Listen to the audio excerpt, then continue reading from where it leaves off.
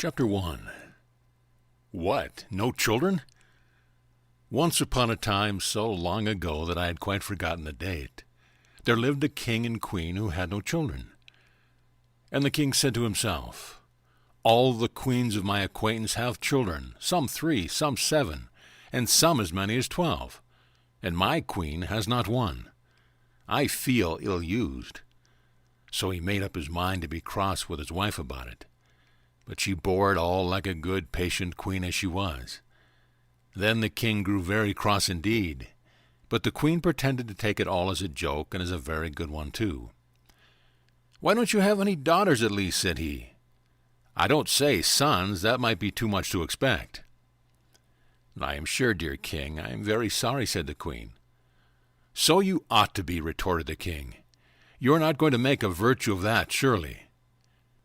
But he was not an ill-tempered king, and in any matter of less moment would have let the queen have her own way with all his heart. This, however, was an affair of state. The queen smiled. "You must have patience with a lady, you know, dear king," said she. She was, indeed, a very nice queen, and heartily sorry that she could not oblige the king immediately. Chapter 2. Won't I just? The king tried to have patience, but he succeeded very badly. It was more than he deserved. Therefore, when at last the queen gave him a daughter, as lovely a little princess as ever cried. The day drew near when the infant must be christened. The king wrote all the invitations with his own hand. Of course, somebody was forgotten. Now, it does not generally matter if somebody is forgotten, only you must mind who. Unfortunately, the king forgot without intending to forget, and so the chance fell upon the Princess Magnod, which was awkward, for the princess was the king's own sister, and he ought not to have forgotten her. But she had made herself so disagreeable to the old king, their father, that he had forgotten her in making his will, and so it was no wonder that her brother forgot her in writing his invitations. But poor relations don't do anything to keep you in mind of them. Why don't they? The king could not see into the garret she lived, could he? She was a sour, spiteful creature. The wrinkles of contempt crossed the wrinkles of peevishness, and made her face as full as wrinkles as a pat of butter. If ever a king could be justified in forgetting anybody, this king was justified in forgetting his sister, even at a christening. She looked very odd, too. Her forehead was as large as all the rest of her face, and projected over it like a precipice. When she was angry, her little eyes flashed blue. When she hated anybody, they shone yellow and green. What they looked like when she loved anyone, I don't know, for I never heard of her loving anyone but herself, and I do not think she could have managed that if she had not somehow got used to herself. But what made it highly imprudent in the king to forget her was that she was awfully clever. In fact, she was a witch, and when she bewitched anybody, he very soon had enough of it, for she beat all the wicked fairies in wickedness, and all the clever ones in cleverness. She despised all the modes we read of in history, in which offended fairies and witches have taken their revenge. And therefore, after waiting and waiting in vain for an invitation, she made up her mind at last to go without one, and made the whole family miserable, like a princess as she was. So she put on her best gown, went to the palace, was kindly received by the happy monarch, who forgot that he had forgotten her, and took her place in the procession to the royal chapel.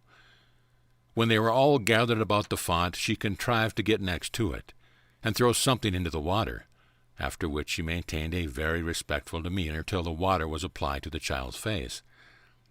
But at that moment she turned round in her place 3 times, and muttered the following words loud enough for those beside her to hear.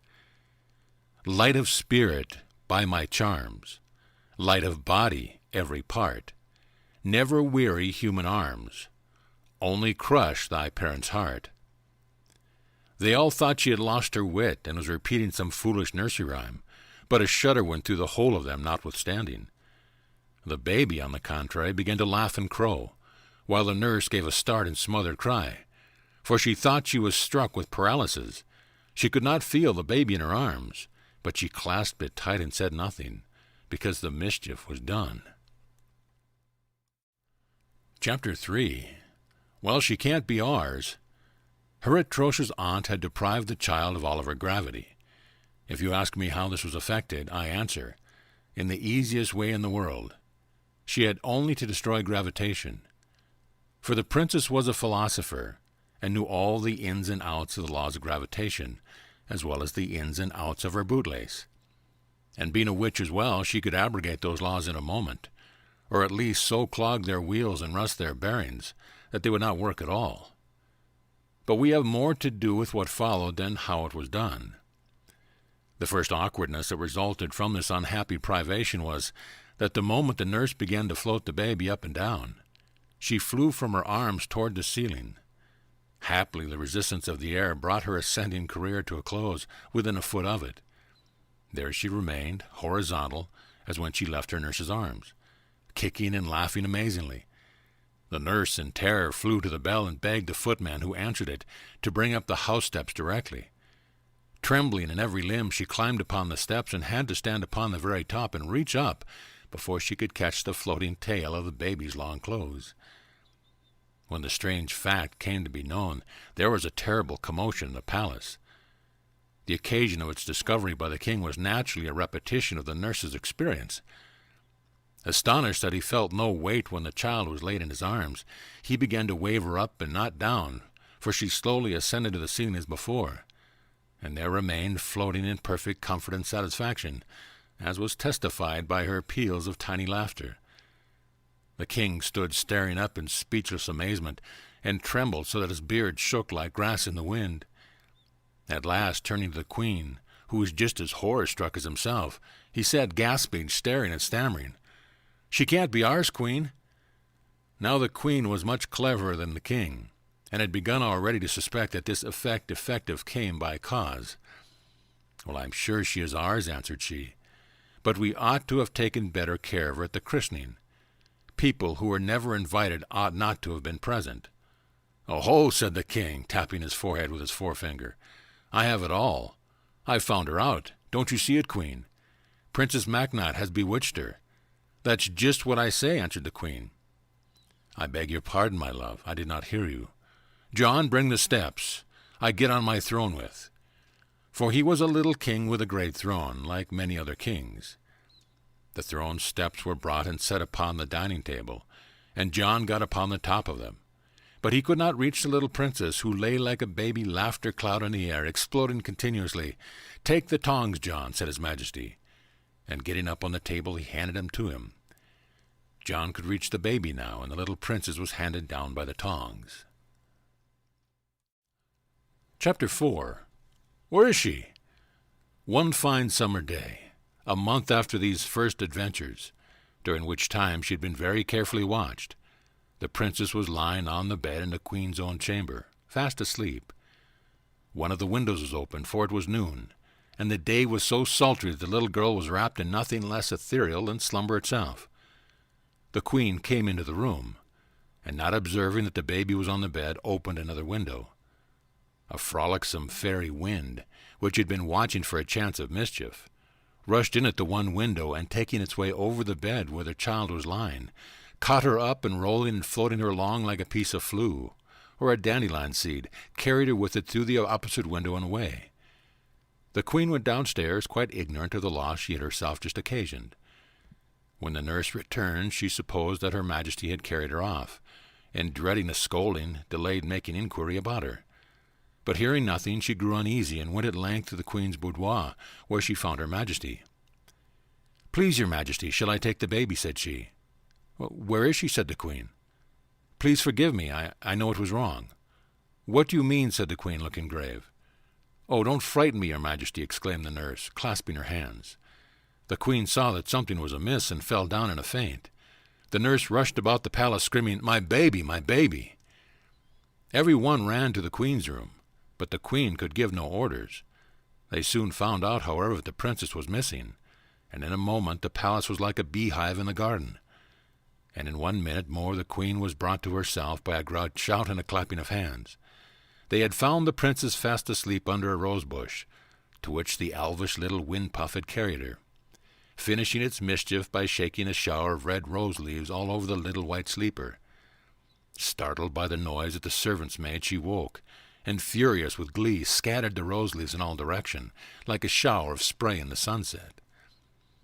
She was watched more carefully after this, no doubt, yet it would be endless to relate all the odd incidents resulting from this peculiarity of the young princess.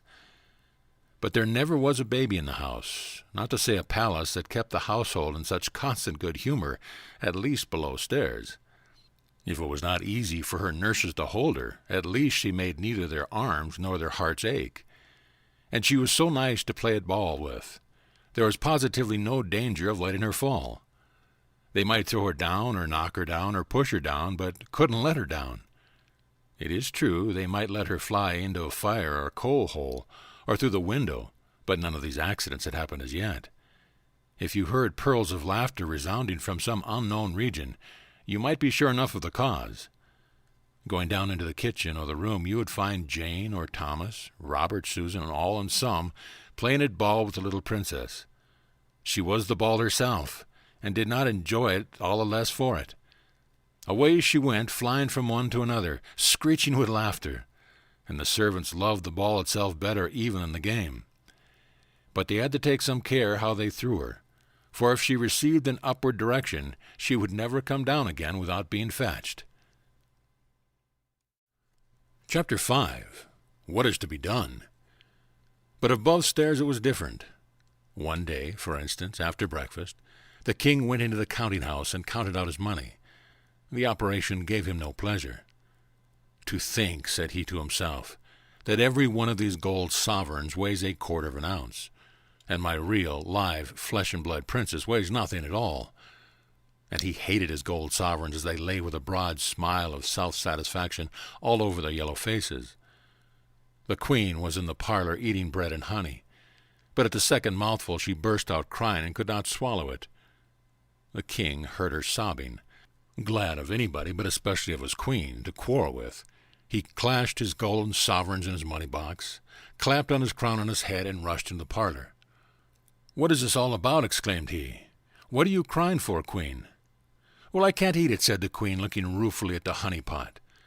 "Well, no wonder," retorted the king. "You have just eaten your breakfast, 2 turkey eggs and 3 anchovies." "Oh, that's not it," sobbed her majesty. "It's my child, my child." "Well, what's the matter with your child? She's neither up the chimney nor down the draw-well. Just hear her laughing."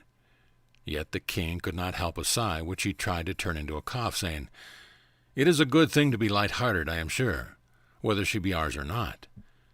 "It is a bad thing to be light-hearted," answered the queen, looking with prophetic soul far into the future. "'Tis a good thing to be light-handed," said the king. "'Tis a bad thing to be light-fingered," answered the queen. "'Tis a good thing to be light-footed," said the king. "'Tis a bad thing," began the queen, but the king interrupted her. "In fact," said he, with the tone of one who concludes an argument in which he has had only imaginary opponents, and in which, therefore, he has come off triumphant, "in fact, it is a good thing altogether to be light-bodied." "But it is a bad thing altogether to be light-minded," retorted the queen, who was beginning to lose her temper. The last answer quite discomforted his majesty, who turned on his heel and betook himself to the counting-house again. But he was not halfway towards it when the voice of his queen overtook him. "And it's a bad thing to be light-haired," screamed she, determined to have more last words now that her spirit was roused. The queen's hair was black as night, and the king's had been, and his daughter's was, golden as morning. But it was not his reflection on his hair that arrested him. It was the double use of the word light, for the king hated all witticisms, and punning especially, and besides he could not tell whether the queen meant light-haired or light-aired, for they might she not aspire her vowels when she was exasperated herself. He turned upon his heel and rejoined her. She looked angry still, because she knew that she was guilty, or, what was much the same, knew that he thought so. "My dear queen," said he, "duplicity of any sort is exceedingly objectionable between married people of any rank, not to say kings and queens, and the most objectionable from duplicity can assume is that of punning." "There," said the queen, "I never made a jest, but I broke it in the making. I am the most unfortunate woman in the world." She looked so rueful that the king took her in his arms, and they sat down to consult. "Can you bear this?" said the king. "No, I can't," said the queen. "Well, what's to be done?" said the king. "Well, I'm sure I don't know," said the queen. "But might you try an apology?" "To my older sister, I suppose you mean," said the king. "Yes," said the queen. "Well, I don't mind," said the king. So he went the next morning to the house of the princess, and making a very humble apology, begged her to undo the spell. But the princess declared with a grave face that she knew nothing at all about it. Her eyes, however, shone pink, which was a sign that she was happy. She advised the king and queen to have patience and to mend their ways. The king returned disconsolate. The queen tried to comfort him. "We will wait till she is older. She may then be able to suggest something herself. She will know at least how she feels and explain things to us." "But what if she should marry?" exclaimed the king, in a sudden consternation at the idea. "Well, what of it?" rejoined the queen. "Just think, if she were to have children. In the course of 100 years the air might be full of floating children, as of gossamers in the autumn." "That is no business of ours," replied the queen. "Besides, by that time they will have learned to take care of themselves." A sigh was the king's only answer. He would have consulted the court physician, but he was afraid they would try experiments upon her. Chapter 6. She laughs too much. Meantime, notwithstanding awkward occurrences, and griefs that she brought upon her parents, the little princess laughed and grew, not fat, but plump and tall. She reached the age of 17, without having fallen into any worse scrape than a chimney, by rescuing her from which a little bird-nesting urchin got fame and a black face. Nor, thoughtless as she was, had she committed anything worse than laughter at everybody and everything that came in her way. When she was told, for the sake of experiment, that General Clumfort was cut to pieces with all his troops, she laughed. When she heard that the enemy was on his way to besiege her papa's capital, she laughed hugely. But when she was told the city would certainly be abandoned to the mercy of the enemy's soldiery, why, then she laughed immoderately. She never could be brought to see the serious side of anything. When her mother cried, she said, "What a queer face Mamma makes, and she squeezes water out of her cheeks. Funny Mamma." And when her papa stormed at her, she laughed and danced around and around, clapping her hands and crying, "Do it again, Papa, do it again. It's such fun, dear funny Papa." And if he tried to catch her, she glided from him in an instant, not in the least afraid of him, but thinking it part of the game not to be caught. With one push of her foot, she would be floating in the air above his head, or she would go dancing backward and forward and sideways like a great butterfly. It happened several times, when her father and mother were holding a consultation about her in private, that they were interrupted by vainly repressed outbursts of laughter over their heads, and looking up with indignation saw her floating at full length in the air above them, whence she regarded them with the most comical appreciation of the position. One day an awkward accident happened. The princess had come upon the lawn with one of her attendants, who held her by the hand.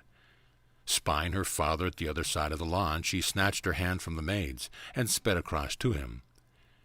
Now, when she wanted to run alone, her custom was to catch up a stone in each hand, so that she might come down again after a bound. Whatever she wore as part of her attire had no effect in this way, even gold, when it thus became, as it were, a part of herself, lost all its weight for the time. But whatever she only held in her hands retained its downward tendency. On this occasion she could see nothing to catch up but a huge toad that was walking across the lawn if she had 100 years to do it. Not knowing what disgust meant, for this was one of her peculiarities, she snatched up the toad and bounded away. She had almost reached her father and was holding out her arms to receive her, and take from her lips the kiss which hovered on them like a butterfly in a rosebud, when a puff of wind blew her aside into the arms of a young page, who had just been receiving a message from His Majesty. Now it was no great peculiarity in the princess that, once she was set a-going, it would almost cost her time and trouble to check herself. On this occasion there was no time. She must kiss, and then she kissed the page. She did not mind it much, so she had no shyness in her composition, and she knew besides that she could not help it. So she only laughed like a musical box. The poor page fared the worst, for the princess, trying to correct the unfortunate tendency of the kiss, put out her hands to keep her off the page, so that, along with the kiss, he received on the other cheek a slap with the huge black toad, which she poked right into his eye. He tried to laugh too, but the attempt resulted in such an odd contortion of countenance as showed that there was no danger of pluming himself on the kiss. As for the king, his dignity was greatly hurt, and he did not speak to the page for the whole month. I may here remark that it was very amusing to see her run, if her mood of progression could properly be called running. For first she would make a bound, then, having alighted, she would run a few steps, and make another bound. Sometimes she would fancy she had reached the ground before she actually had, and her feet would go backwards and forwards, running upon nothing at all, like those of a chicken on its back. Then she would laugh like a very spirit of fun, owning her laugh there was something missing. What it was I found myself unable to describe. I think it was a certain tone, depending on the possibility of sorrow. And she never smiled. Chapter 7. Try Metaphysics. After a long avoidance of the painful subject, the king and queen resolved to hold a council of 3 upon it, and so they sent for the princess. In she came, sliding and flitting and gliding from one piece of furniture to another, and put herself at last in an armchair in a sitting position. Whether she could be said sit, seeing she received no support from the seat of the chair, I do not pretend to determine. "My dear child," said the king, "you must be aware by this time that you are not exactly like other people." "Oh, you dear funny papa, I've got a nose, and 2 eyes, and all the rest. So have you, and so has mamma." "Now be serious, my dear one, for once," said the queen. "No, thank you, mamma, I'd rather not." "Would you not like to be able to walk like other people?" said the king. "No, indeed, I should think not. You only crawl. You are such slow coaches." "How do you feel, my child?" he resumed after a pause of discomfiture. "Oh, quite well, thank you." "I mean, what do you feel like?" "Well, like nothing at all that I know of." "Well, you must feel like something." "I feel like a princess with such a funny papa, and such a dear pet of a queen mamma." "Now really," began the queen, but the princess interrupted her. "Oh, yes," she added, "I remember. I have a curious feeling sometimes, as if I were the only person that had any sense in the whole world." She had been trying to behave herself with dignity, but now she burst into a violent fit of laughter, threw herself backwards over the chair, and went rolling about the floor in an ecstasy of enjoyment. The king picked up her easier than one does a down quilt, and replaced her in her former relation to the chair. The exact preposition expressing this relation I do not happen to know. "Is there anything you wish for?" resumed the king, who had learned by this time that it was useless to be angry with her. "Oh, you dear papa, yes," answered she. "Well, what is it, my darling?" "I have been longing for it, oh, such a time, ever since last night. Tell me what it is." "Will you promise to let me have it?" The king was on the point of saying yes, but the wiser queen checked him with a single motion of her head. "Tell me what it is first," said he. No, promise first." "I dare not. What is it?" "Mind, I hold you to your promise." "It is, well, to be tied to the end of a string, a very long string indeed, and to be flown like a kite. Oh, such fun! I would rain rose water and hail sugar plums and snow whipped cream and a fit of laughter checked her, and she would have been off again over the floor had not the king started up and caught her just in time. Seeing nothing but talk could get her out of her, he rang the bell and sent away with 2 of her ladies-in-waiting. "Now, Queen," he said, turning to Her Majesty, "what is to be done?" "There is but one thing left," answered she. "Let us consult the College of Metaphysicians." "Bravo!" cried the king. "We will." Now at the head of this college were 2 very wise Chinese philosophers, by name Humdrum and Kopekek. For them the king sent, and straightway they came. In a long speech he communicated to them what they knew very well already, as who did not, namely the peculiar condition of his daughter in relation to the globe on which she dwelt, and requested them to consult together as to what might be the cause and probable cure of her infirmity. The king laid stress upon the word, but failed to discover his own pun. The queen laughed, but Humdrum and Kopekek heard with humility and retired in silence. The consultation consisted chiefly in propounding and supporting, for the 1000th time, each his favorite theories. for the condition of the princes afforded delightful scope for the discussion of every question arising from the division of thought in fact of all the metaphysics of the Chinese Empire. But it is only justice to say that they did not altogether neglect the discussion of the practical question, what was to be done. Humdrum was a materialist, and Kopekek was a spiritualist. The former was slow and sententious, the latter was quick and flighty. The latter had generally the first word, the former the last. "Well, I reassert my former assertion," began Kopekek with a plunge. "There is not a fault in the princess, body or soul, only they are wrong put together. Listen to me now, Humdrum, and I will tell you in brief what I think. Don't speak, don't answer me, I won't hear you till I have done." At that decisive moment when souls seek their appointed habitation, two eager souls met, struck, rebounded, lost their way, and arrived each at the wrong place. The soul of the princess was one of these, and she went far astray. She does not belong by rights to this world at all, but to some other planet, probably Mercury. Her proclivity to her true sphere destroys all the natural influence which this orb would otherwise possess over her corporeal frame. She cares for nothing. There is no relation between her and this world. She must therefore be taught, by the sternest compulsion, to take an interest in the earth as the earth. She must study every department of its history, its animal history, its vegetable history, its mineral history, its social history, its moral history, its political history, its scientific history, its literary history, its musical history, its artistical history, above all, its metaphysical history. She must begin with the Chinese dynasty and end with Japan.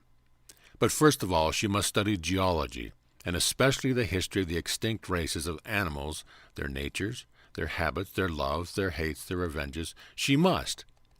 "Hold! Hold!" roared Humdrum. "It is certainly my turn now. My rooted and insubvertible conviction is that the cause of these anomalies evident in the prince's conditions are strictly and solely physical. But that is only tantamount to acknowledging that they exist. Hear my opinion. For some cause or other, of no importance to our inquiry, the motion of her heart has been reversed. That remarkable combination of the suction and force pump works the wrong way. I mean in the case of the unfortunate princess. It draws in where it should force out, and forces out where it should draw in. The offices of the auricles and ventricles are subverted. The blood is sent forth by the veins and returns by the arteries. Consequently, it is running the wrong way through all her corporeal organisms, lungs and all. Is it then at all mysterious, seeing that such is the case, that on the other particular of gravitation as well, she should differ from normal humanity? My proposal for this cure is this. Phlebotomize until she is reduced to the last point of safety. Let it be effected, if necessary, in a warm bath. When she is reduced to a state of perfect asphyxia, apply a ligature to the left ankle, drawing it as tight as the bone will bear. Apply at the same moment another of equal tension around the right wrist. By means of plates constructed for the purpose, place the other foot at hand under the receiver of two air pumps. Exhaust the receivers. Exhibit a pint of French brandy and await the result. "Which would presently arrive in the form of grim death," said Kopekek. "If it should, she would yet die in doing our duty," retorted Humdrum. But the Majesties had too much tenderness for their volatile offspring to subject her to either of the schemes of the equally unscrupulous philosophers. Indeed, the most complete knowledge of the laws of nature would have been unserviceable in her case, for it was impossible to classify her. She was a fifth imponderable body, sharing all the other properties of the ponderable. Chapter 8. Try a drop of water. Perhaps the best thing for the princess would have been to fall in love. But how a princess who had no gravity could fall into anything is a difficulty, perhaps the difficulty. As for her own feelings on the subject, she did not even know that there was such a beehive of honey and stings to be fallen into. But now I come to mention another curious fact about her. The palace was built on the shores of the loveliest lake in the world, and the princess loved this lake more than father or mother. The root of this preference, no doubt, although the princess did not recognize it as such, was at the moment she got into it, she recovered the natural right of which she had been so wickedly deprived, namely gravity. Whether this was owing to the fact that the water had been employed as a means of conveying the injury, I do not know. But it is certain that she could swim and dive like the duck that her old nurse said she was. The manner in which this alleviation of her misfortune was discovered was as follows. One summer evening, during the carnival of the country, she had been taken upon the lake by the king and queen in the royal barge.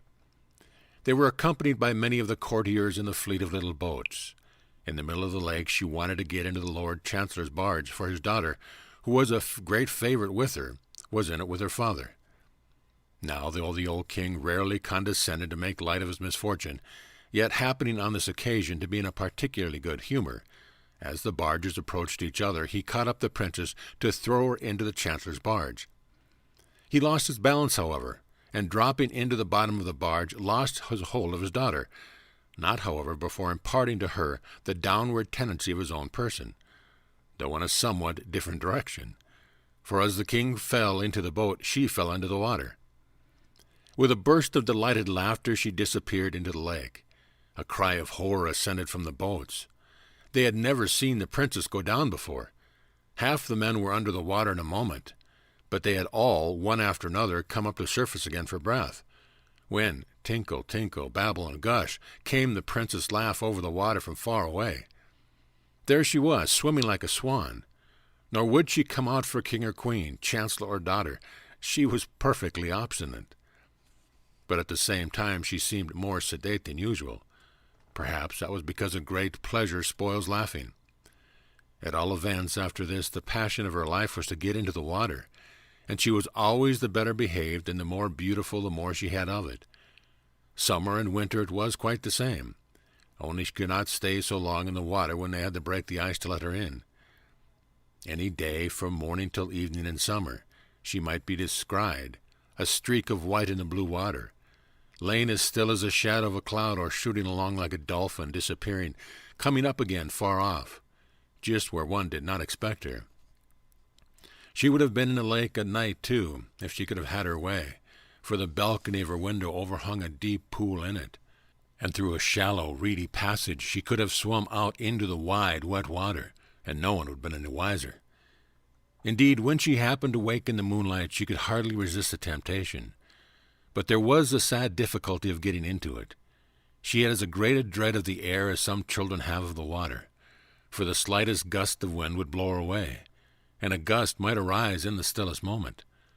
And if she gave herself a push towards the water and just failed of reaching it, her situation would be dreadfully awkward, irrespective of the wind, for at best there would have to remain suspended in her nightgown till she was seen and angled for from someone from the window. Oh, if I had my gravity, thought she, contemplating the water, I would flash off this balcony like a long white sea-bird headlong into the darling wetness. Hey-ho! This was the only consideration that made her wish to be more like other people. Another reason for her being fond of the water was that in it alone she enjoyed any freedom, for she could not walk out without a courtier, consisting in part of a troop of light horse, for fear of the liberties which the wind might take with her. And the king grew more apprehensive with increasing years, till at last he would not allow her to walk abroad at all without some 20 silken cords fastened to as many parts of her dress, and held by 20 noblemen. Of course, horseback was out of the question, but she bade good-bye to all this ceremony when she got into the water. And so remarkable were its effects upon her, especially in restoring her for the time to the ordinary human gravity, that humdrum and copycat agreed in recommending the king to bury her alive for 3 years, in hope that as the water did her so much good, the earth would do her yet more. But the king had some vulgar prejudice against the experiment, and would not give his consent. Foiled in this, yet they agreed in another recommendation which, seeing that one imported his opinions from China and the other from Tibet, was very remarkable indeed. They argued that if water of external origin and application could be so efficacious, water from a deeper source might work as a perfect cure. In short, that if the poor afflicted princess could by any means be made to cry, she might recover her lost gravity. But how was this to be brought about? Therein lay all the difficulty. to meet which the philosophers were not wise enough. To make the princess cry was as impossible as to make her way. They sent for a professional beggar, commanded him to prepare his most touching oracle of woe, helped him out of the court charade box to whatever he wanted for dressing up, promised great rewards in the event of his success. But it was all in vain. She listened to the mendicant's artist story and gazed at his marvelous makeup till she could contain herself no longer, and went into the most undignified contortions for relief, shrieking, positively screeching with laughter.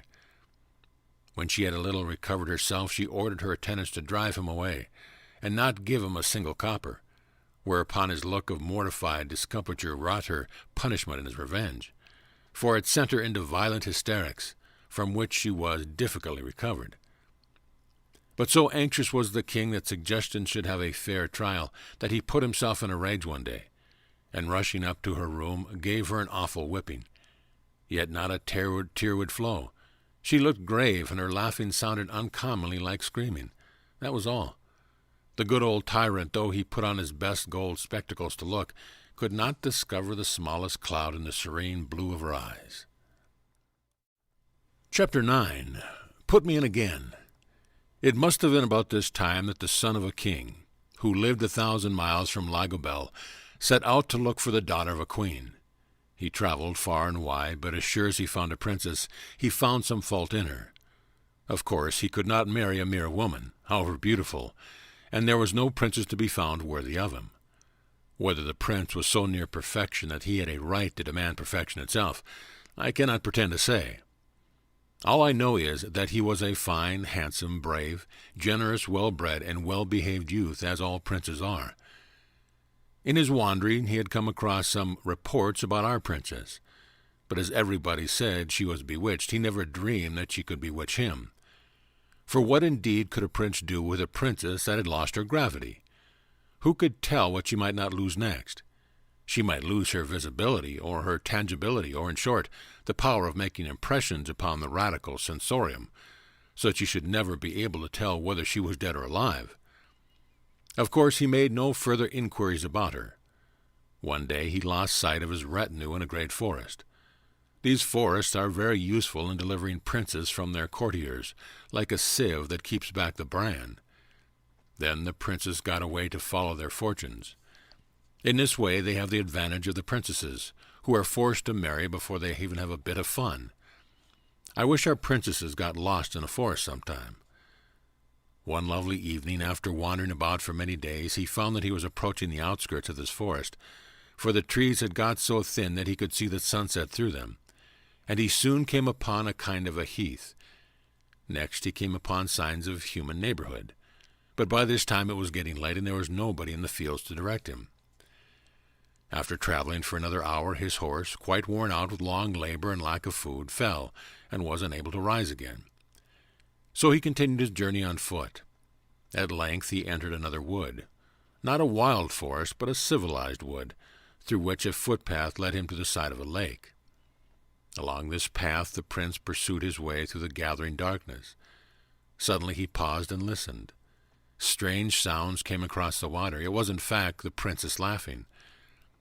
Now there was something odd in her laugh, as I have already hinted, for the hatching of a real hearty laugh requires the incubation of gravity, and perhaps this is how the princess mistook the laughter for screaming. Looking over the lake, he saw something white in the water, and in an instant he had torn off his tunic, kicked off his sandal, and plunged in. He soon reached the white object and found that it was a woman. There was not light enough to show that she was the princess, but quite enough to show that she was a lady, for it does not want much light to see that. Now I cannot tell how it came about, whether she pretended to be drowning, or whether he frightened her, or caught her so to embarrass her, but certainly he brought her back to shore in a fashion ignominious to a swimmer, and more nearly drowned than she had ever expected to be, for the water had got into her throat as often as she had tried to speak. At the place to which he bore her, the bank was only a foot or two above the water, so he gave her a strong lift out of the water to lay her on a bank. But her gravitation seizing the moment she left the water, away she went up into the air, scolding and screaming. "You naughty, naughty, naughty, naughty man!" she cried. No one had ever succeeded in putting her into a passion before. When the prince saw her ascend, he thought he must have been bewitched, and have mistaken a great swan for a lady. But the princess caught hold of the top-knot cone upon a lofty fir. This came off, but she caught at another, and in fact stopped herself by gathering cones, dropping them as the stalks gave way. The prince, meantime, stood in the water staring and forgetting to get out. But the princess disappearing, he scrambled on the shore, and went in the direction of the tree. There he found her climbing down one of the branches towards the stem. But in the darkness of the wood the prince continued in some bewilderment as to what the phenomena could be until reaching the ground, and seeing him standing there, she caught hold of him and said, "I'll tell Papa." "Oh, no, you won't," returned the prince. "Yes, I will," she persisted. "What business had you to pull me down out of the water and throw me to the bottom of the air? I never did you any harm." "Well, pardon me, I did not mean to hurt you." "I don't believe you have any brains, and that is worse loss than your wretched gravity. I pity you." The prince now saw that he had come upon the bewitched princess, and had already offended her. But before he could think what to say next, she burst out angrily, giving a stamp of her foot that would have sent her aloft again, but for the hold she had on his arm. "Put me up directly." "Put you up where, you beauty?" asked the prince. He had fallen in love with her almost already, for her anger made him more charming than anyone else he had ever beheld her. And as far as he could see, which certainly was not far, she had not a single fault about her, except, of course, that she had not any gravity. No prince, however, would judge of a princess by weight. The loveliness of her foot he would hardly estimate by the depth of the impression it could make in mud. "Put you up where, you beauty?" asked the princess. "In the water, you stupid," answered the princess. "Come then," said the prince. The condition of her dress, increasingly her usual difficulty in walking, compelled her to cling to him, and he could hardly persuade himself that he was not in a delightful dream, notwithstanding the torrent of musical abuse with which she overwhelmed him. The prince being therefore in no hurry, they came upon the lake at quite another part, where the bank was 25 feet high at least, and when they had reached the edge, he turned towards the princess and said, "How am I to put you in?" "Well, that is your business," she answered quite snappishly. "You took me out, put me in again." "Very well," said the prince, and catching her up in his arms, he sprang with her from the rock. The princess had just time to give one delighted shriek of laughter before the water closed over them. When they came to the surface, she found that for a moment or two she could not even laugh, for she had gone down with such a rush that it was with difficulty she recovered her breath. The instant they reached the surface, "How do you like falling in?" said the prince. After some effort, the princess panted out, "Is that what you call falling in?" "Yes," answered the prince. "I should think it is a very tolerable specimen." "It seemed to me like going up," rejoined she. "My feeling was certainly one of elevation, too," the prince conceded. The princess did not appear to understand him, for she retorted his question. "How do you like falling in?" said the princess. "Beyond everything," answered he, "for I have fallen in with the only perfect creature I've ever seen." "No more of that. I am tired of it," said the princess. Perhaps she shared her father's aversion to punning. "Don't you like falling in, then?" said the prince. "It is the most delightful fun I have ever had in my life," answered she. "I never before fell. I wish I could learn. To think I am the only person in my father's kingdom that cannot fall." Here the poor princess looked almost sad. "I shall be most happy to fall in with you any time you like," said the prince devotedly. "Thank you. I don't know. Perhaps it would not be proper, but I don't care. At all events, as we have fallen in, let us have a swim together." "With all my heart," responded the prince. And away they went, swimming and diving and floating, until at last they heard cries along the shore, and saw lights glancing in all directions. It was now quite late, and there was no moon. "I must go home," said the princess. "I am very sorry, for this is delightful." "So am I," returned the prince. "But I am glad I haven't a home to go to. At least I don't exactly know where it is." "I wish I hadn't one either," rejoined the princess. "It is so stupid. I have a great mind," she continued, "to play them all a trick. Why couldn't they leave me all alone? They won't trust me in the lake for a single night. You see where the green light is burning. That is the window of my room. Now, if you would just swim there with me very quietly, and we are all but under the balcony, Give me such a push. You call it as you did a little while ago. I should be able to catch hold of the balcony and get in at the window, and then they may look for me till tomorrow morning." "With more obedience than pleasure," said the prince gallantly, and away they swam very gently. "Will you be in the lake tomorrow night?" the prince ventured to ask. "Well, to be sure I will." "Well, I don't think so." "Well, perhaps," was the princess's somewhat strange answer. But the prince was intelligent enough not to press her further, and merely whispered, as he gave her the parting lift, "Don't tell." The only answer the princess returned was a roguish look. She was already a yard above his head. The look seemed to say, "Never fear. It is too good fun to spoil that way." So perfectly like other people who had been in the water that evening, yet the prince could scarcely believe his eyes when he saw her ascend slowly, grasp the balcony, and disappear through the window. He turned, almost expecting to see her still by his side, but he was alone in the water. So he swam away quietly and watched the lights roving about the shore for hours after the princess was safe in her chamber. As soon as they disappeared, he landed in search of his tunic and sword, and after some trouble found them again. Then he made the best of his way round the lake to the other side.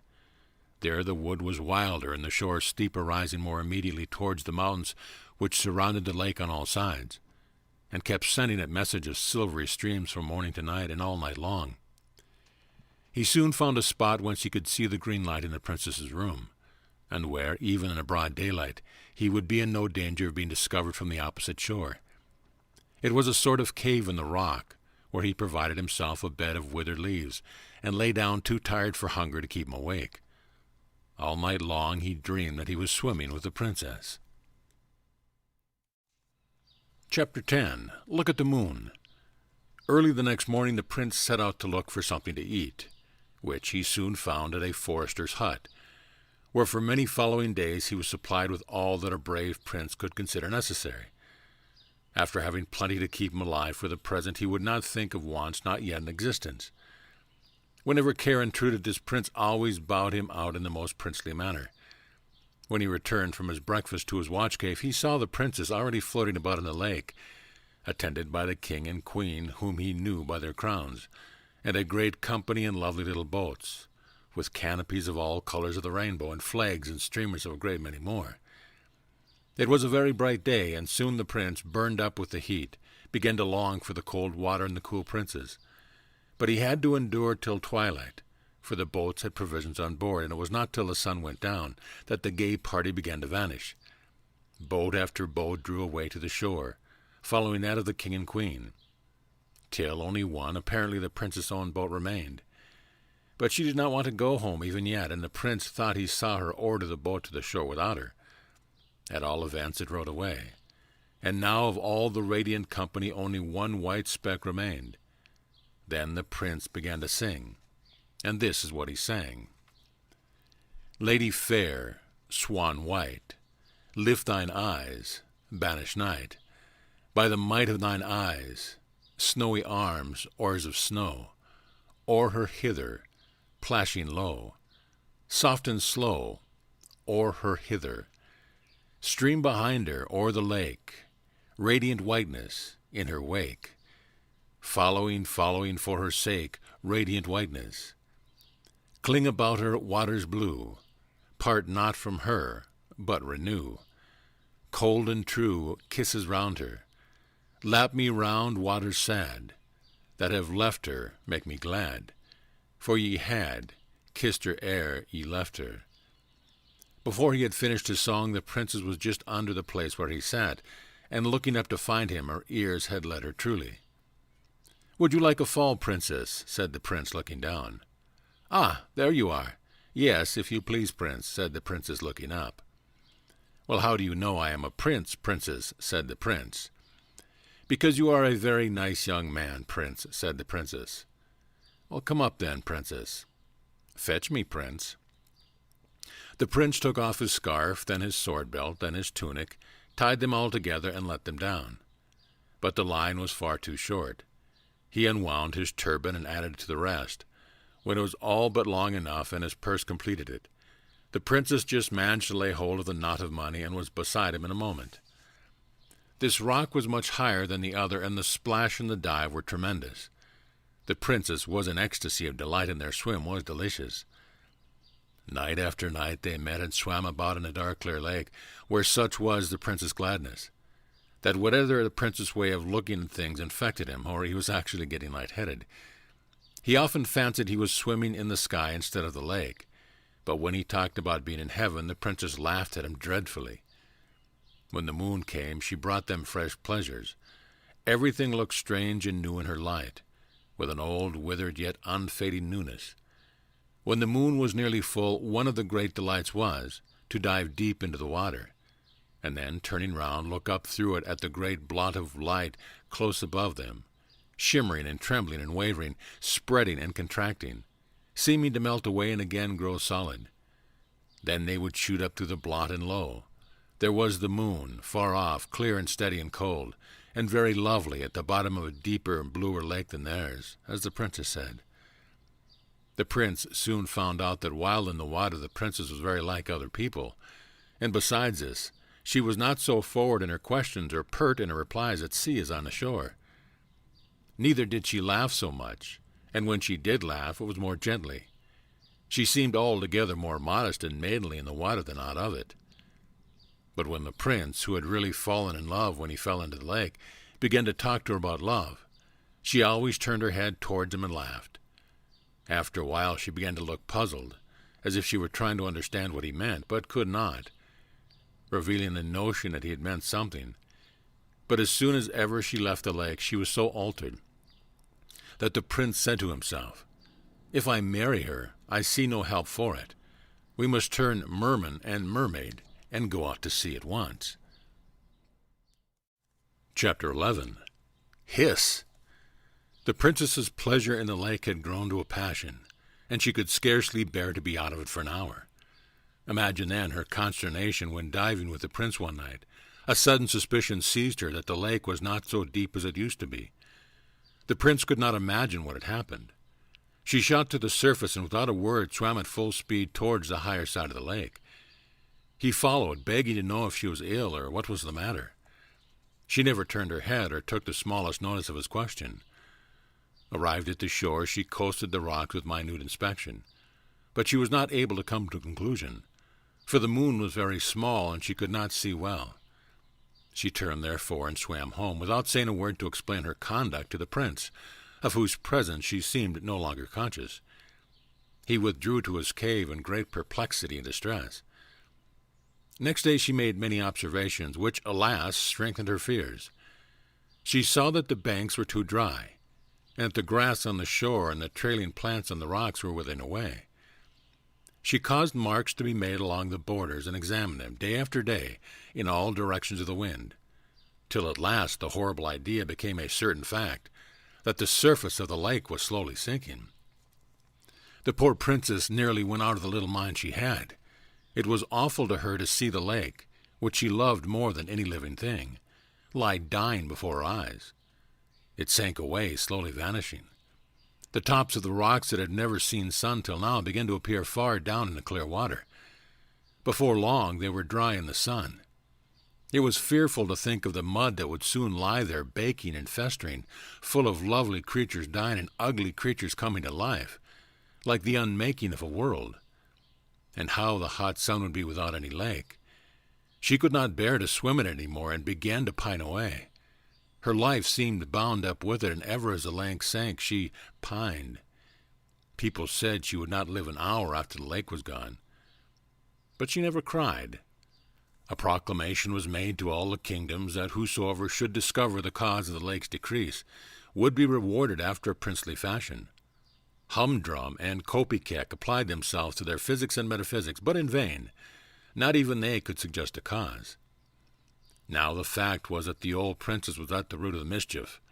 When she heard that her niece found more pleasure in the water than any one else of it, she went into a rage and cursed herself for her want of foresight. "But," said she, "I will soon set all right. The king and the people shall die of thirst, their brains shall boil and frizzle in their skulls before I will lose my revenge." And then she laughed a ferocious laugh that made the hairs on the back of her black cat stand erect with terror. Then she went to an old chest in her room, and opening it, took out what looked like a piece of dried seaweed. This she threw into a tub of water. Then she threw some powder into the water and stirred it with her bare arm, muttering over it words of hideous sound and yet more hideous import. Then she set the tub aside, and took from the chest a huge bunch of hindered, rusty keys that clattered in her shaking hands. Then she sat down and proceeded to oil them all. Before she had finished, out from the tub, the water of which had kept on a slow motion ever since she had ceased stirring it, came the head and half-body of a huge gray snake. But the witch did not look around.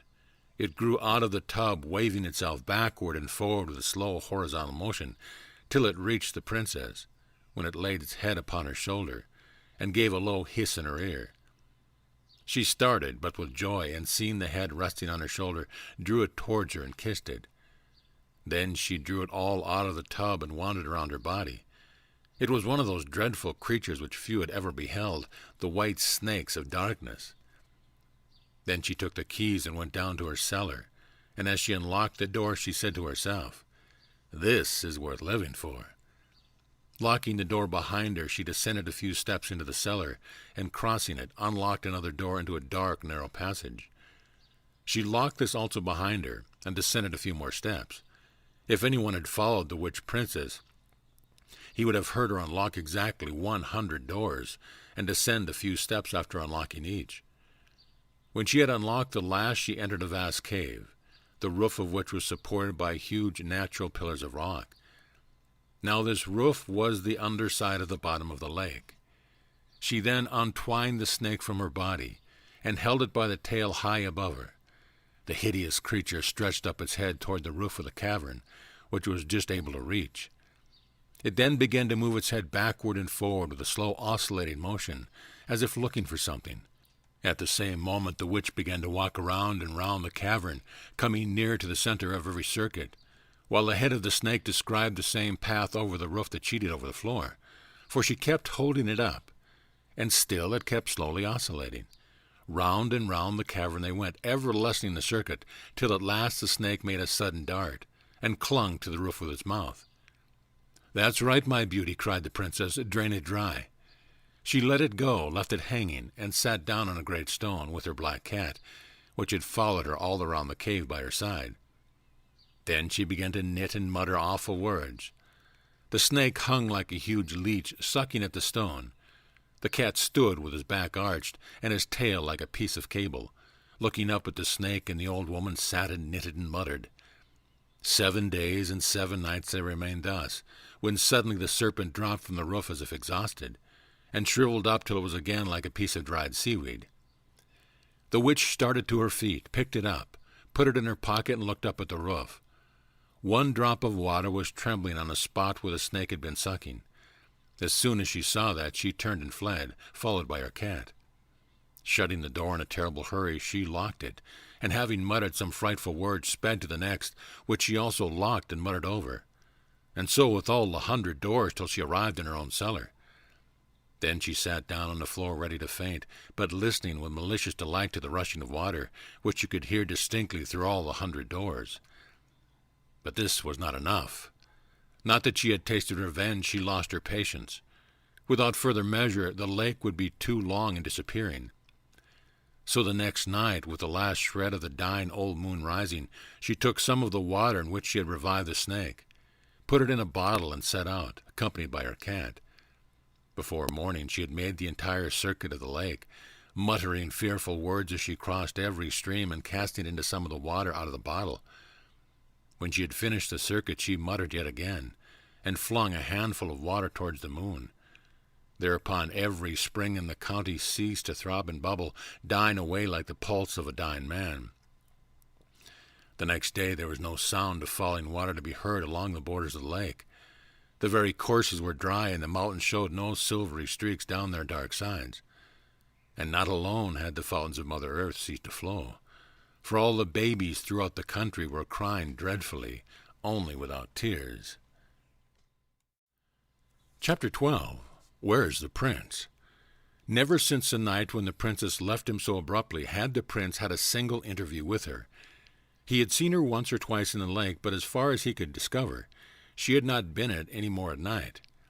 He had sat and sung and looked in vain for his Nereid, while she, like a true Nereid, was wasting away with her lake, sinking as it sank, withered as it dried.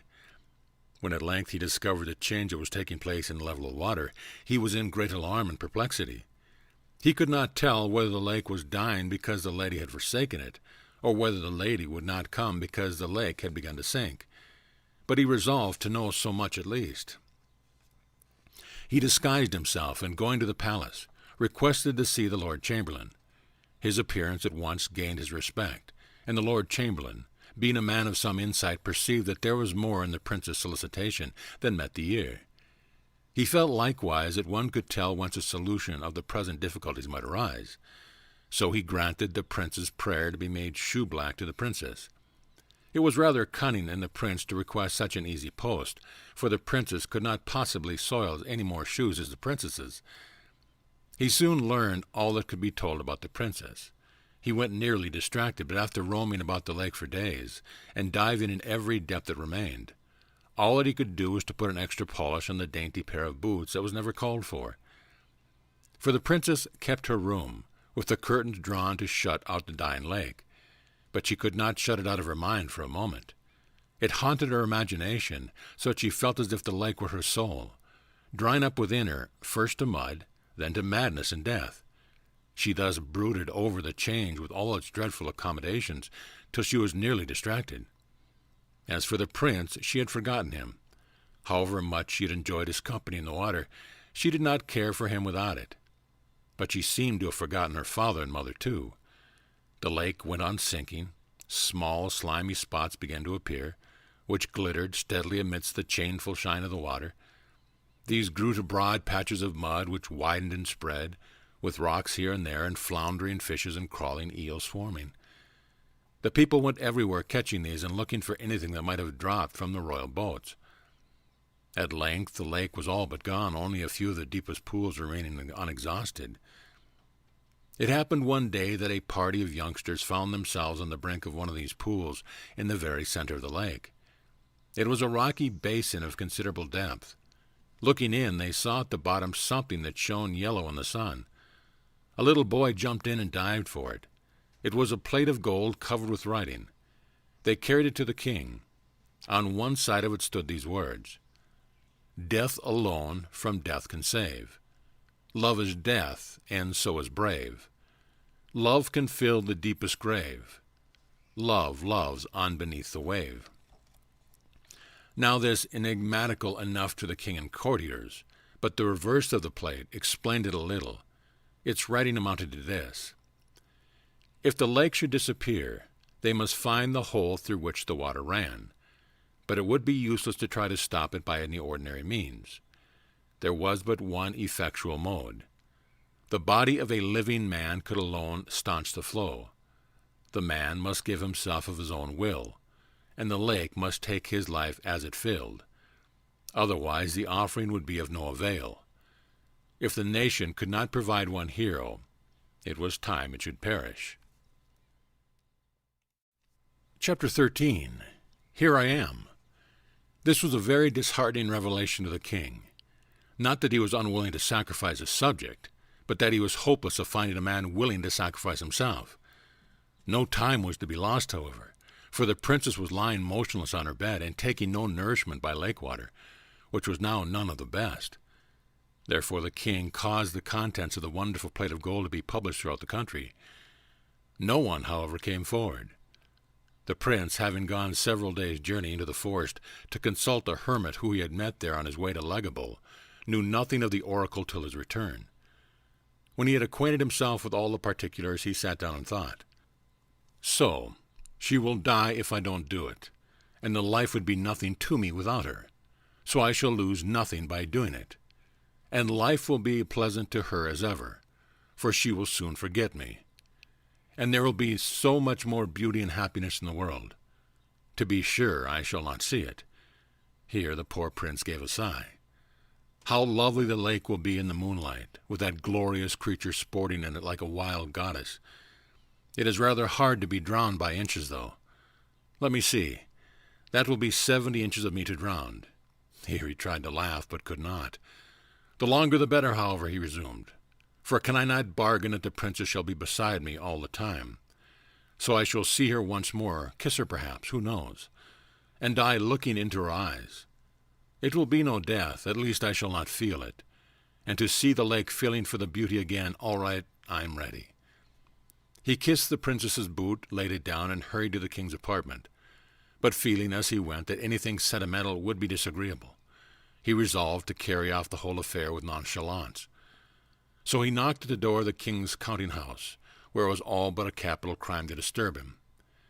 When the king heard the knock, he started up and opened the door in a rage. Seeing only the shoeblack, he drew a sword. This, I am sorry to say, was the usual mode of asserting his regality when he thought his dignity was in danger. But the prince was not in the least alarmed. "Please, your majesty, I am your butler," said he. "My butler, you lying rascal, what do you mean?" "I mean, I will cork your big bottle."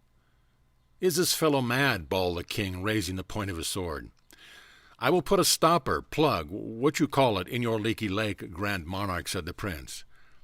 The king was in such a rage that before he could speak he had time to cool and reflect that it would be a great waste to kill the only man who was willing to be useful in the present emergency, seeing that in the end the insolent fellow would be as dead as if he had died by his majesty's own hand. "Oh," said he at last, putting up his sword with difficulty. It was so long. "I am obliged to you, you young fool. Take a glass of wine." "No, thank you," replied the prince. "Very well," said the king. "Would you like to run and see your parents before you make your experiment?" "No, thank you," said the prince. "Then we will go and look for the hole at once," said his majesty, and proceeded to call some attendants. "Stop, please, your majesty, I have a condition to make," interposed the prince. "What?" exclaimed the king. "A condition, and with me? How dare you?" "As you please," returned the prince coolly. "I wish your majesty a good morning." "You wretch, I will have you put in a sack and stuck in the hole." "Very well, your majesty," replied the prince, becoming a little more respectful, lest the wrath of the king should deprive him of the pleasure of dying for the princess. "But what good will that do, your majesty? Please to remember that the oracle says that the victim must offer himself." "Well, you have offered yourself," retorted the king. "Yes, upon one condition." "Condition again!" roared the king, once more drawing his sword. "Begone! Somebody else will be glad enough to take the honor off your shoulders." "Your majesty knows it will not be easy to get another to take my place." "Well, so what is your condition?" growled the king, feeling that the prince was right. "Only this," replied the prince, "that I must on no account die before I am fairly drowned, and the waiting will be rather wearisome. The princess, your daughter, shall go with me, feed me with her own hands, and look at me now and then to comfort me. For you must confess it is rather hard. As soon as the water is up to my eyes, she may go and be happy and forget her poor shoeblack." Here the prince's voice faltered, and he very nearly grew sentimental in spite of his resolution. "Why didn't you tell me before what your condition was? Such a fuss about nothing," exclaimed the king. "Do you grant it?" persisted the prince. "Well, of course I do," replied the king. "Very well, I am ready." "Go and have some dinner, then, while I set my people to find the place."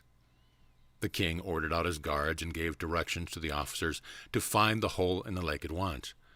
So the bed of the lake was marked out in division and thoroughly examined, and in an hour or so the hole was discovered. It was in the middle of a stone near the center of the lake, in the very pool where the golden plate had been found. It was a three-cornered hole of no great size. There was water all around the stone, but very little was flowing through the hole. Chapter 14. This is very kind of you. The prince went to dress for the occasion, for which he was resolved to die like a prince. When the princess heard that a man had offered to die for her, she was so transported that she jumped off the bed, feeble as she was, and danced about the room for joy. She did not care who the man was, that was nothing to her.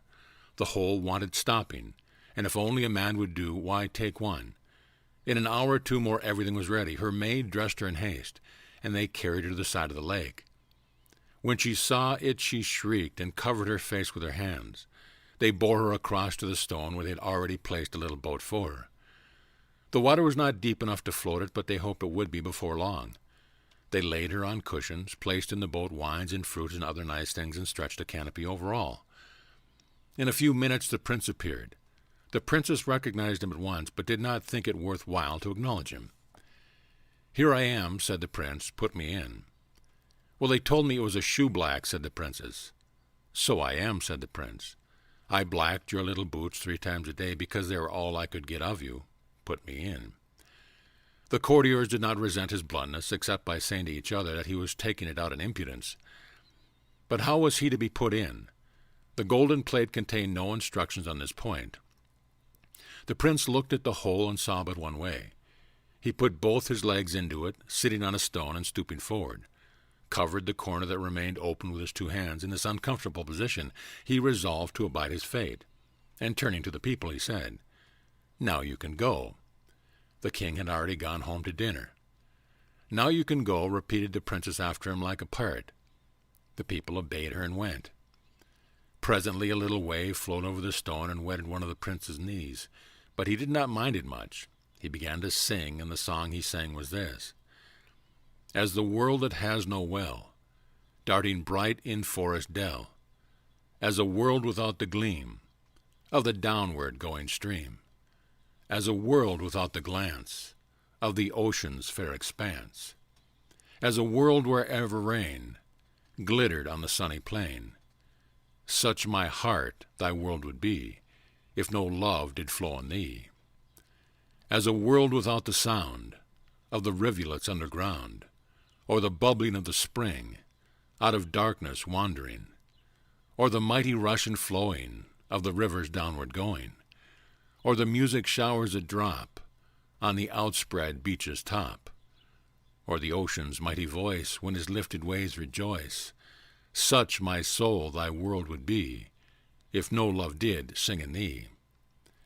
Lady, keep thy world alight, keep thy waters in thy sight. Love hath made me strong to go, for thy sake 2 realms below, where the waters shine and hum, through the darkness never come. Let I pray one thought of me, spring a little well in thee, lest thy loveless soul be found like a dry and thirsty ground." "Sing again, prince, it makes it less tedious," said the princess. But the prince was too much overcome to sing any more, and a long pause followed. "This is very kind of you, prince," said the princess at last, quite coolly, as she lay in the boat with her eyes shut. "I am sorry I can't return the compliment," thought the prince, "but you are worth dying for after all." Again a wavelet, and another flowed over the stone, and wetted both the prince's knees, but he did not speak or move. 2, 3, 4 hours passed in this way, the princess apparently asleep, and the prince very patient. But he was much disappointed in his position, for he had none of the consolation he had hoped for. At last he could bear it no longer. "Princess," said he, but at the moment up starting the princess crying, I'm afloat, and the little boat bumped against a stone. "Princess," repeated the prince, encouraged by seeing her wide awake and looking eagerly at the water. "Well," said she, without looking around. "Your papa promised that you should look at me, and you haven't looked at me once." "Did he? Then I suppose I must, but I am so sleepy." "Sleep then, darling, and don't mind me," said the poor prince. "Really? You are very good," replied the princess. "I think I will go to sleep again."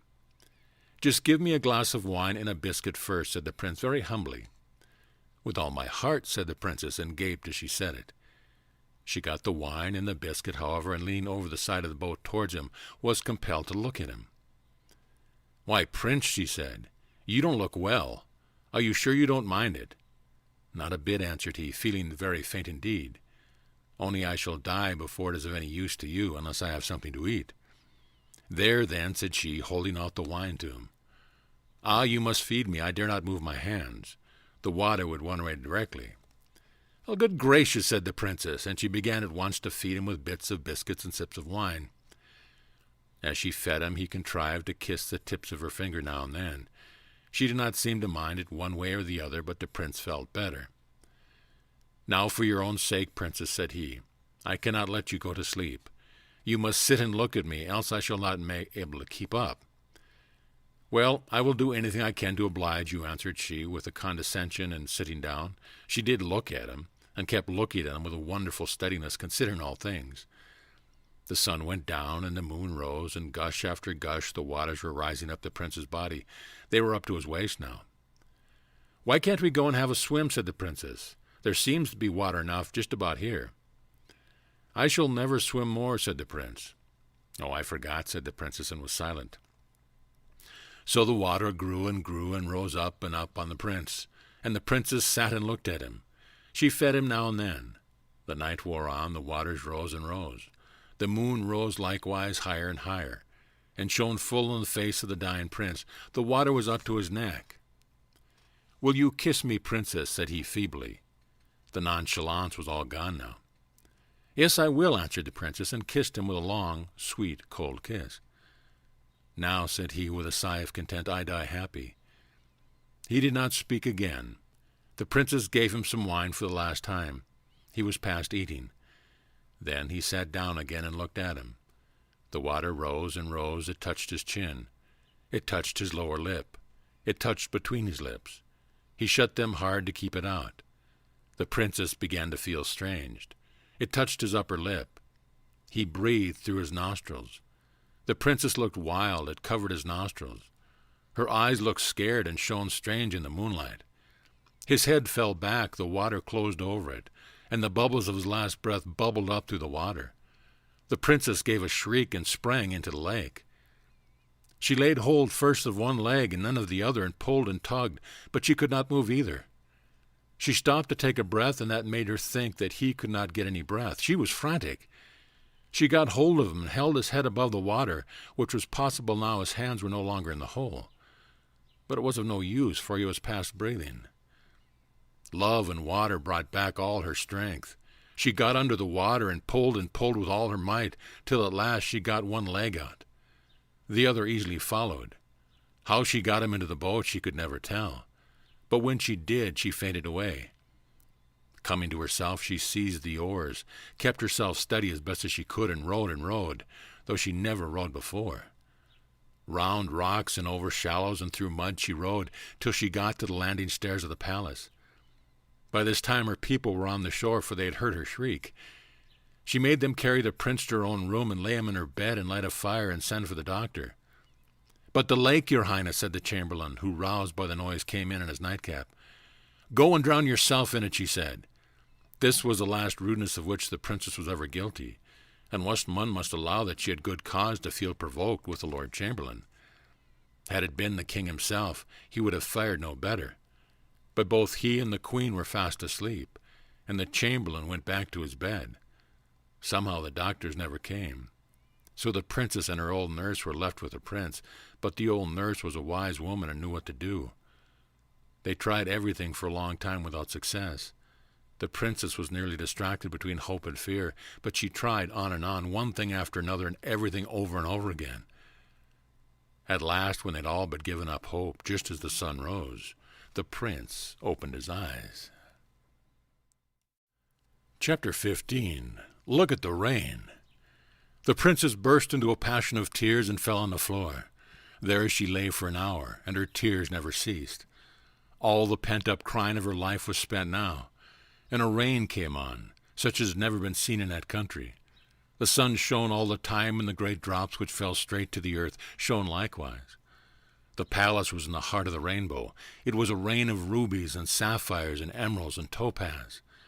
The torrents poured down from the mountains like molten gold, as if it had been for subterraneous outlet. The lake would have overflowed and inundated the country. It was full from shore to shore. But the princess did not heed the lake. She lay on the floor and wept, and this rain within doors was far more wonderful than the rain out of doors. For when it abated a little, and she proceeded to rise, she found, to her astonishment, that she could not. At length, after many efforts, she succeeded in getting upon her feet, but she tumbled down again directly. Hearing her fall, her old nurse uttered a yell of delight and ran to her, screaming, "My darling child, she's found her gravity." "Oh, that's it, is it?" said the princess, rubbing her shoulders and her knee alternately. "I consider it very unpleasant. I feel as if I should be crushed to pieces." "Hurrah!" cried the prince from the bed. "If you come round, princess, so have I. How's the lake?" "Brimful," answered the nurse. "Then we're all happy." "That we are indeed," answered the princess, sobbing. And there was rejoicing all over the country that rainy day. Even the babies forgot their past troubles and danced and crowed amazingly. And the king told stories, and the queen listened to them. And he divided the money in his box, and she the honey in her pot, among all the children. And there was such jubilation as was never heard of before. Of course, the prince and princess were betrothed at once, but the princess had to learn to walk before they could be married with any propriety. And this was not so easy at her time of life, for she could walk no more than a baby. She was always falling down and hurting herself. "Is this the gravity you used to make so much of?" said she one day to a prince, as he raised her from the floor. "For my part, I was a great deal more comfortable without it." No, that's not it. This is it," replied the prince, as he took her up and carried her about like a baby, kissing her all the time. "This is gravity." "Well, that's better," said she. "I don't mind that so much." And she smiled the sweetest, loveliest smile in the prince's face, and she gave him one little kiss in return for all his. And he thought them overpaid, for he was beside himself with delight. I fear she complained of her gravity more than once after this, notwithstanding. It was a long time before she got reconciled to walking, but the pain of learning it was quite counterbalanced by two things, either of which would have been sufficient consolation. The first was that the prince himself was her teacher, and the second, that she could tumble onto the lake as often as she pleased. Still, she preferred to have the prince jump in with her, and the splash they made before was nothing to the splash they made now. The lake never sank again. In process of time, it wore the roof of the cavern quite through, and was twice as deep as before. The only revenge the princess took upon her aunt was to tread pretty hard on her gouty toe the next time she saw her. But she was sorry for it the very next day, when she heard that the water had undermined her house, and that it had fallen in the night, burying her in its ruins, whence no one ever ventured to dig up her body, and there she lies to this day. So the prince and the princess lived and were happy, and had crowns of gold and clothes of cloth, and shoes of leather, and children of boys and girls, not one of whom was ever known, on the most critical occasion, to lose the smallest atom of his or her due proportion of gravity. End of story.